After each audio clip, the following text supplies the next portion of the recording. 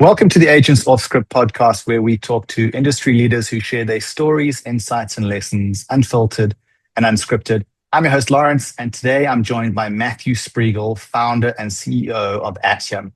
Atiom operates in the behavior change space for service and frontline teams, blending analytics, engagement mechanics, and more recently, AI-driven training formats like tutoring and role play. The reason this is interesting right now is simple. Most organizations don't struggle with knowing what good looks like. They struggle with getting consistency, habit, and measurable performance when teams are busy, distributed, and under pressure. Matt, great to have you here. Thanks, Lawrence. Thanks for having me. Really happy to be here. So for someone new to Atiom, for our listeners, our viewers, can you tell us what exactly it is that you do in plain English? Sure. So, Atiom was born out of, my passion for performance and how to drive performance. And part of that is, creating good habits on a daily basis. And when we started the company in Shanghai about 8 years ago, I saw a big gap in the market where, there was content. They had, hotels had standard operating procedures. There was training, but at the end of the day, there was either a gap in performance or after the training was done, the behaviors got put into place, but slowly the expectations from leadership and head offices and what the front lines were doing was drifting. And obviously that causes a negative ripple effect throughout the organization in the market. So Atiom is, in a nutshell, we make driving performance fun. We make it engaging. We make training easy, and staff love it. Leaders love it because it drives impact. And it's mobile based. It's bite sized. It's gamified. So I think that's going over my summary time limit. So I'll leave it at that. Happy to deep dive more with anybody that's interested. Yeah, that makes complete sense. So would you say that behavior change is sort of at the core behind Atiom, or are there a couple of additional sort of core drivers that keep you moving forward? Yeah, 100%. You look at what's in the markets, it's flush full of learning management systems, engagement tools, communication tools. But at the end of the day, those are great to have. But if they don't drive performance or impact, then it's missing the mark. And that's why we're here. And if we can dive into that in a little bit more detail, what do you think most organizations are still getting wrong about behavioral change across their frontline staff? Yeah, I think it's one of the things we do with our customers is we go in and we work with our customer success team and their teams. We do a lot of discovery to identify root causes to problems and not just give band-aid solutions. And again, I think especially with large hospitality companies, it's difficult to keep up with technology and everything's moving so fast. So we're, things like AI, we're trying to make that accessible even for the frontliners. So there's a lot of different challenges that are going on. Talent wars, higher expectations from customers, more demanding customers, more access to be vocal about their experiences. So a lot of these things most hotels face, and I think depending on the hotel need, we're helping to cooperate with the groups to make this easier, or at least diminish some of the negative impact that those challenges have.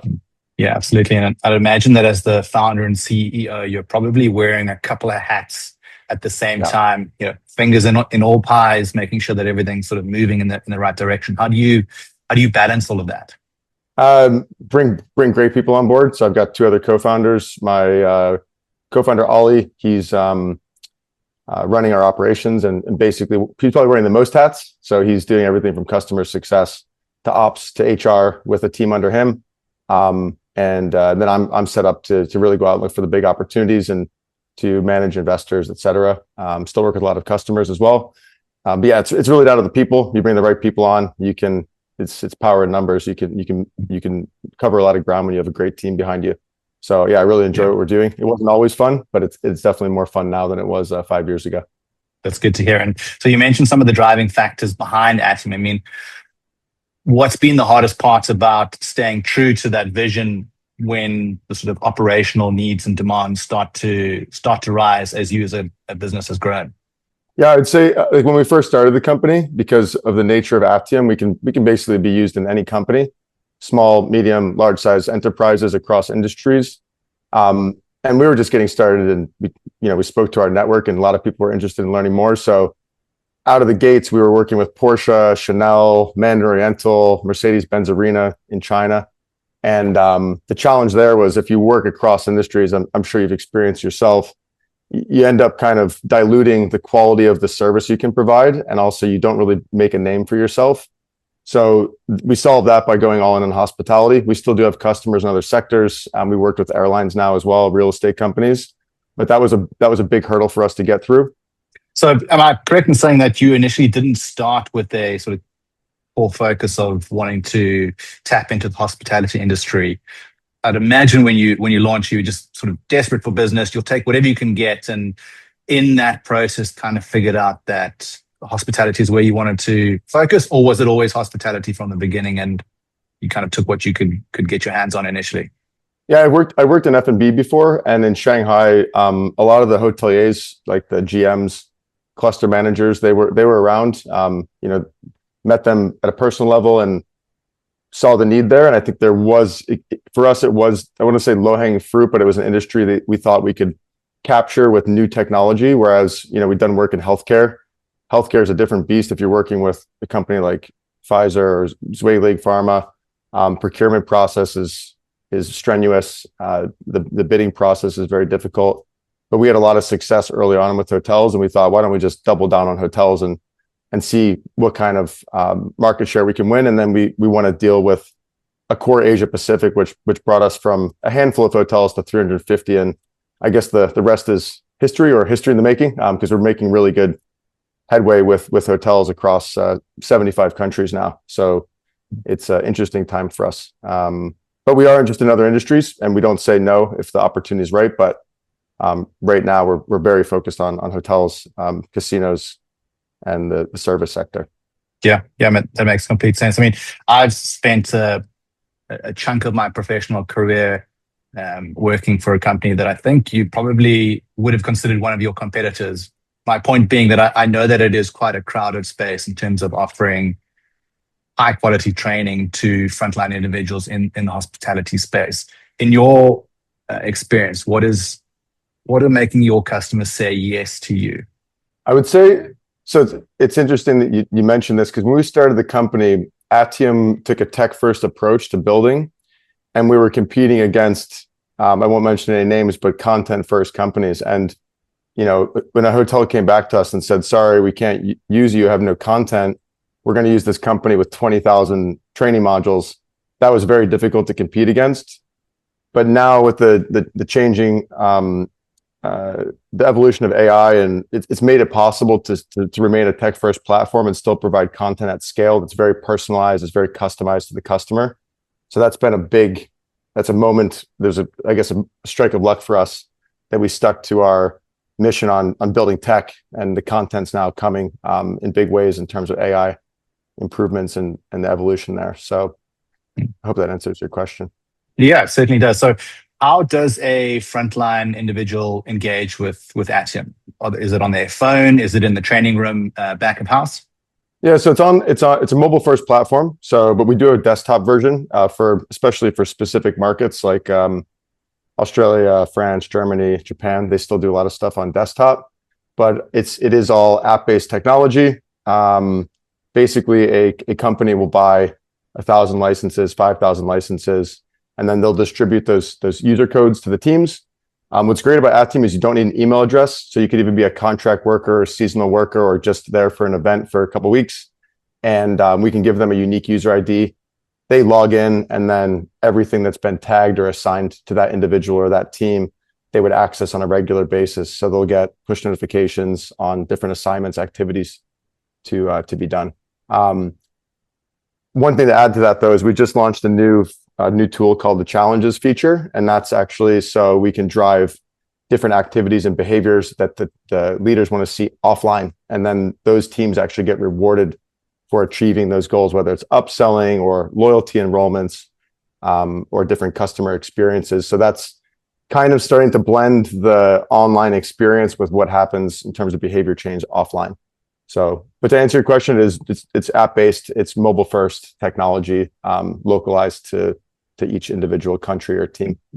Super interesting. And on that point, well, in particular, you said not requiring an email address. So coming back to the position that I held previously at one of your competitors, we were email first. So, great in theory, but as soon as we started to approach markets in Africa in particular, where some frontline staff just they didn't have an email address, it became a real challenge. And since the basis of what we had created was all foundationally based around the requirement of an email address, the market essentially was not accessible to us. From your perspective, were you always going to be not requiring an email address, or was this something that you learned along the way and were able to pivot? I think we decided from the get-go that we weren't going to require an email address because there were enough customers that were asking, do you require an email address? If so, that's going to be challenging for us. And we found a way where we didn't need that. You can still use an email address for password recovery, but offering other password recovery options made that possible. But it is funny you mentioned this because when we went, we are in Africa region, about half the countries now, but when we started and we were going to Central Asia for like super remote workforce projects, it was a challenge because not only did they not have an email address, they didn't have a smartphone. And obviously that's changed a lot. But in those cases, we provided tablets for the customers so that they could share a tablet and still access the same content that everybody else did. There's a few friction points there, not having your own phone, but that's another story. Yeah, absolutely. Having this conversation now just takes me back to the conflict that I would have with my tech team who were based in Amsterdam and, sort of couldn't fathom the idea of like, how do they not have an email address? And you're like, if you were to travel to these locations, they're beautiful settings, but these frontline staff, they technology is just not a factor for them. So yeah, it certainly makes me smile. Yeah, this is funny. So what, Matt, right now, what's working best for you and the team at Atiom in terms of acquiring new clients? Do you guys lean into partnerships? Are you heavy into outbound outreach? Is it referral based? Are you leaning into digital content on social media platforms? Like, what's working really well from an acquisition standpoint? I would say if we look at kind of first principles for where we've succeeded, it's when we do get a new customer, we really double down and make sure that it's successful for them, because the best deals that we've gotten have come when we're not in the room, and it's customers talking to their friends or peers about the work that we've done. And I think second to that would be building out a really strong customer success team, so that it's not just, hey, here's the technology, good luck. It's not just like a user guide or a frequently asked question page or a contact page. It's, our customers they have direct access to people that understand the ins and outs of the system, best practices. They understand the business need of the customer, and they can do the hand-holding that's required to make it successful. Because just selling the tech is one thing, but making sure it works, that's actually been like a really big success factor for us. And also one of the reasons that once a customer signs with us, they tend to grow rather than fade away. And obviously, a customer success team is crucial to ensure that you avoid a current customer churning. I think what I'm interested in is how are you opening the initial doors, the initial conversations with some of your target customers that you'd like to work with in the future? Yeah, so we attend a lot of events. We've been in the Asia region for about 15, 20 years, not as a company, but us personally. So we have a strong network here. And we do. When we first started the company, I asked, every friend, their brother, their cousin, their parents for introductions to people. And that obviously gets old after a little while. So we still do have people and friends that introduce us to key decision makers or influencers in an organization. So that's still something, but a lot of the business comes from referrals within our client relationships now, which is great. With that said, we have tried to automate outreach with different types of campaigns and ads, and using the tech that's out there to reach more people. But what we found, while that creates some buzz, it creates some awareness of what we do, it's still people now more than ever, we've talked about this on other interviews, is that they're craving people-to-people connection.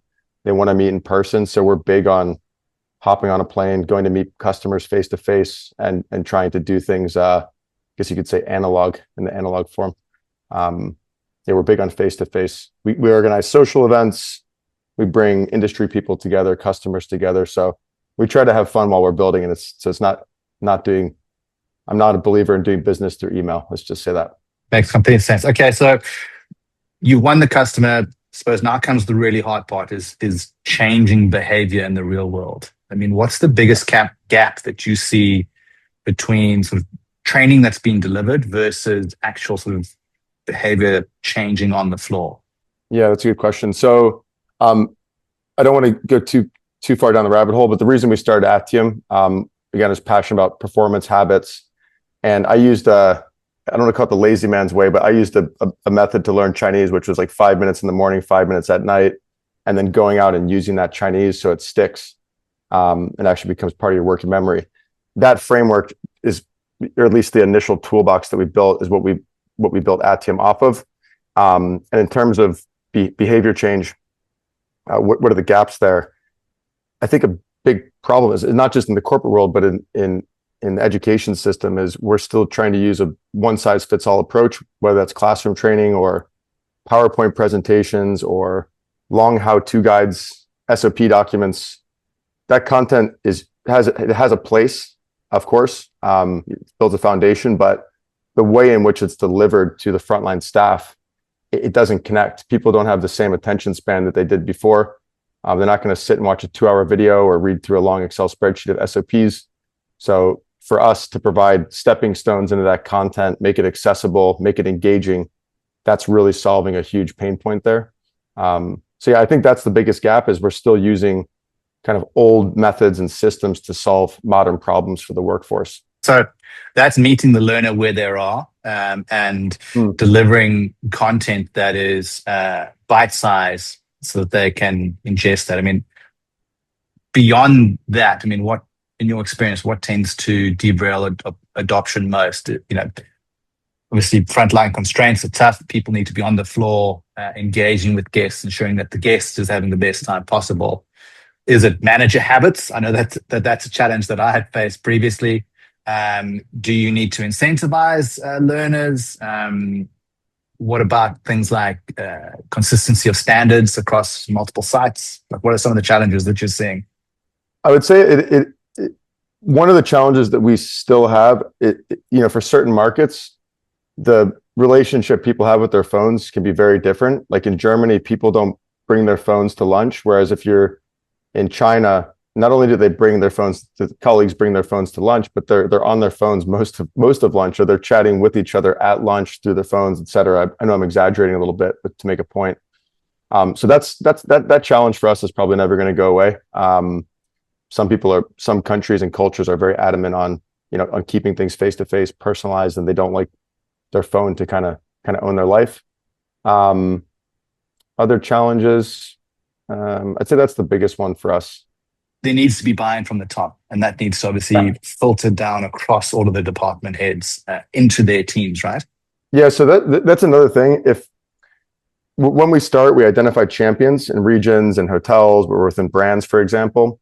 And that's really important for us, because at the end of the day, like, technology adoption is difficult, change management is difficult. You need people to drive this and drive that change.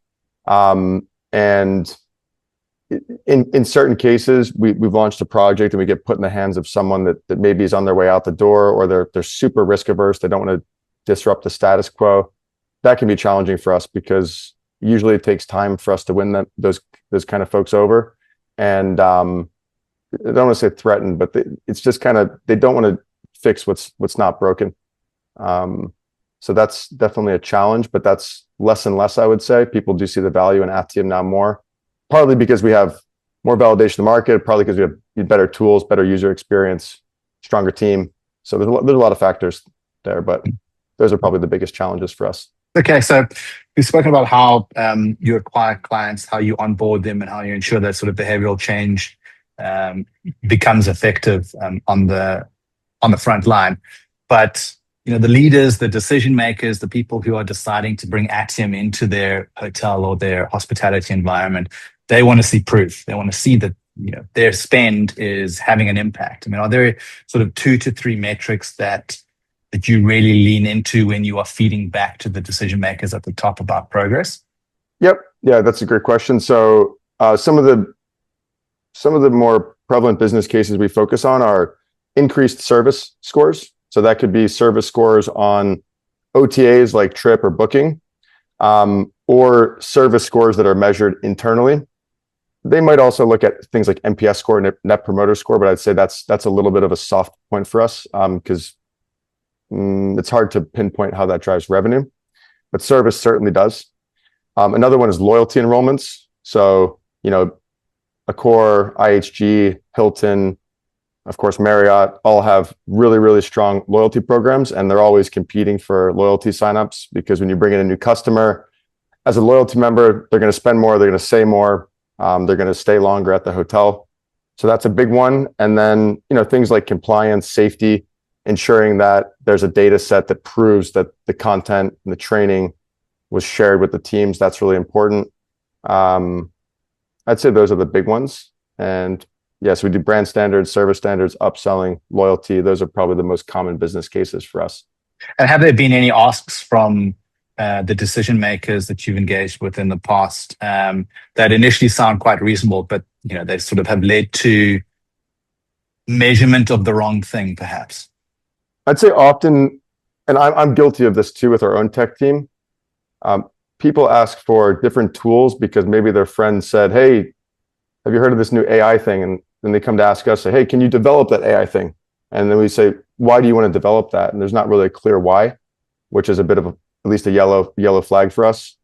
So, and again, I do this with my own team. I talk to a lot of people in the industry and a lot of people in that are building technology companies, and I get an idea and I message our CTO and say, "Hey, can you build this thing?" He's like, "What are you talking about? This isn't part of a roadmap, not part of our strategy." But it's I heard it's really cool. So it's always important to identify the why and make sure it's justified, not just for me or for one customer, but going to the market and validating it across the industry. This is critical because everything's an opportunity cost. You can't build everything, and you don't want to build everything because that can become like what do they call it? Like the 10-headed monster. You don't really stand for anything. Yeah, makes complete sense. Okay, so when you're engaging with the leaders and you're feeding back some of the metrics that we've discussed, how do you turn those insights into action, or how do you convince them to turn the insights into some form of action? We send out monthly management reports. Our customer success team has bi-weekly calls with customers. In some cases, we do build action plans based on the insights that we're getting from the performance on Atiom. And we spend a lot of time with our customers talking about their needs, adjusting what happens on Atiom accordingly.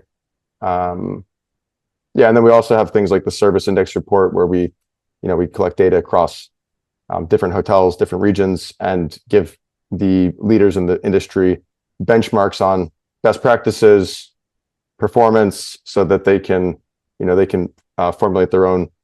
We don't want to tell them exactly what to do, but just say, "Hey, here's some data, here's a story that it's telling. You can apply it to your own knowledge or experience and act accordingly." But I wouldn't say we're definitely not in the consulting business, and not that we weren't before, or we weren't doing services like that before, but we're really here to provide space for the front lines and leaders to connect data to help them understand where they're at performance-wise or what they need. And really, it's up to them. The leaders know their business is best. You've launched AI tutoring and AI simulation role playing. What problem do you think that solves better than your sort of traditional training? I think it's a personal factor of personalization, speed, localization. So on translation, making sure that if you're in Indonesia, you're getting content in Bahasa. If you're in China, you're getting content in Mandarin. And also, it's kind of a lot of the AI tools and the requests from our customers are coming from board level or from at least like the HQ level, and everybody's like wants AI. So I wouldn't say we have these AI tools to check a box. They definitely have a place. But I'd say, even the traditional flashcards, fill in the blank, multiple choice questions, these are like black and white standards that we know can change behavior. The AI tools, I'd say, are still in nascency. So for things like safety topics, it can be quite risky because we know that AI can hallucinate, and we don't want to, unintentionally cause an accident or share misinformation. So I think the AI tools definitely have a place now, and there's been a big hype, and I forget what the theory is called, but the long tail is going to be where the impact is and how it's integrated into our everyday lives. So I'd say we can circle back on that one next year and talk more about the AI development, because I think it's not new, but it's still very much in development phase. Yeah, absolutely. You kind of feel like it's in its infancy at the moment. I mean, have you experienced any sort of trust hurdles around AI? I mean, you mentioned the sort of hallucination capabilities of AI. Have you had any pushback from some of your customers around the use of it? Not so much. Again, when we first launched, there were some cases where you ask a question and the AI just sends way too much information, or information that's irrelevant. Again, we're working across 75 countries, so there was some challenges around localization and languages. But no, overall the customers are happy, but it's just one of probably 10 or 12 different tools that we have.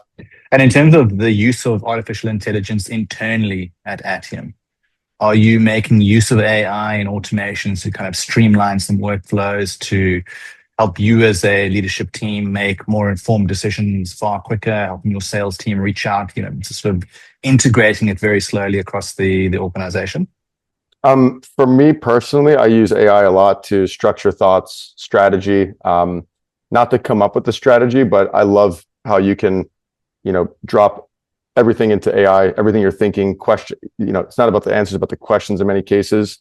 And then having AI help you structure those things or put things into buckets, create, to bring new structure to your thinking. This is great. I think it's really powerful tool to bring new perspective. In terms of like writing emails with AI, I'm really against this kind of thing. Because if you get an email that's written in AI and someone knows it, it has the exact opposite effect of what you want. And you're on LinkedIn, you get 100 messages a day from these kind of companies that want to automate some of these campaigns. And for us, business is built at a personal and relationship level in many ways. And but then to go back to your question, how we're using it in other parts of the business, our whole team's using Gemini, we're using ChatGPT. Yeah, it makes complete sense. And I really like what you're saying about giving your team the freedom to sort of start engaging with Gemini and ChatGPT, because as you rightly say, it is a language that you need to learn. And the only way you sort of figure out how to prompt accurately so that the output is far more accurate is to play around. Yes. You can't just type a question into ChatGPT and expect it to give you exactly what you're looking for and to not hallucinate. So the more time you engage with it, the better the team will become at getting really accurate outputs. That's right. So Matt, if we sort of look at Atiom as a whole, what would you say right now is working really well within the company? I think the team's working better together than ever. You wouldn't really believe it, but for the first time in 8 years, we brought the whole team together or most of the team together in Thailand, and we had some fun and got to know each other face to face. Some of the colleagues hadn't met each other before, or not for a long time. And I feel like we're really developing a culture. We're attracting different talent. We're bringing on A players. So that's been a big change for us, and that's working really well. I see a different cohesiveness in the team that I didn't see a few years ago. Granted, we had different things that happened in the world that made that more difficult, but that's working really well. And I think, again, we have negative churn. So when we sign up a new customer, once we get acquainted, they're locked in with our customer success team. It's almost always successful. So I'm really proud of that. And that's a nuanced formula to figure out. But I think our customer success team, led by my partner Ollie, that's been a really, really powerful part of building our company. We have really strong trust and relationships with our customers. On the flip side of my question, what would you say is not working really well at the moment in the company? What requires your attention in 2026? I would say it's people. Like, it's really, we're looking for roles that didn't exist many years ago, let's say 3 to 5 years ago. And those people are in high demand. We were hunting for a product manager for years. We ended up finding someone that was close in our network. It's been extraordinary to bring this person on. It's been a huge help, but yeah, it's been difficult to find certain positions. It's a difficult market. I don't think that's just for us. It's also for the hotels themselves. It's difficult to find the right people for the right seats on the bus. Not to sound too American. And if we look into the future, let's say the next 12 to 18 months, what are some of the big goals and objectives that you and the team are chasing? The big thing for us is product. We're crossing the chasm on the AI front. So we want to take the product is strong right now. We want to take it to the next level. We want to make it more seamless. We have a lot of different tools. So the way that those tools work together, they can be refined. The product's a big part for us. And trying to think if there's anything else. I think those are the two big things right now for us. And if we look at the same time period, the next 12 to 18 months, what changes most in the hospitality industry training space that you're in? Training space, can't really say exactly. Again, we're looking at behavioral change, which is arguably across, quality control. It's across communications, engagement. I would say hospitality has a very important place in the world right now because, as you'll see, a lot of people are going back to analog. They don't want to be doing things to the screen. And hospitality is core to that. You need hotels, you need airlines. And there's a gentleman talking about this at Tourwise in Saudi Arabia. I can't remember, or else I would mention his name, because I thought that it was really well said that all these other industries are changing or under threat, but hospitality is going to be more important than ever to keep people connected and to meet face to face. I think tech has a place to play, of course, but we don't want to be spending our whole lives living through simulators and cell phones. So I think it's a really interesting time for the travel industry. There's a lot changing with these large groups, acquiring more lifestyle brands, co-living spaces, regenerative travel. These are all interesting categories that I'm really excited to see evolve over the next couple of years. Last question from my side.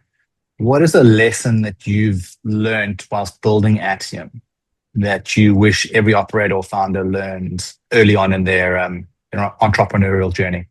Oof, that's a big one. I think Hoffman said this from the LinkedIn founder. If you're happy with your product when it launches, you launched too late. So when people are starting out and they have an idea, first of all, simplify the idea so that your sister, your aunt could explain it to someone else. So that's the MVP, or the minimal valuable product of the message. So what's the least amount of words you can use that deliver the message?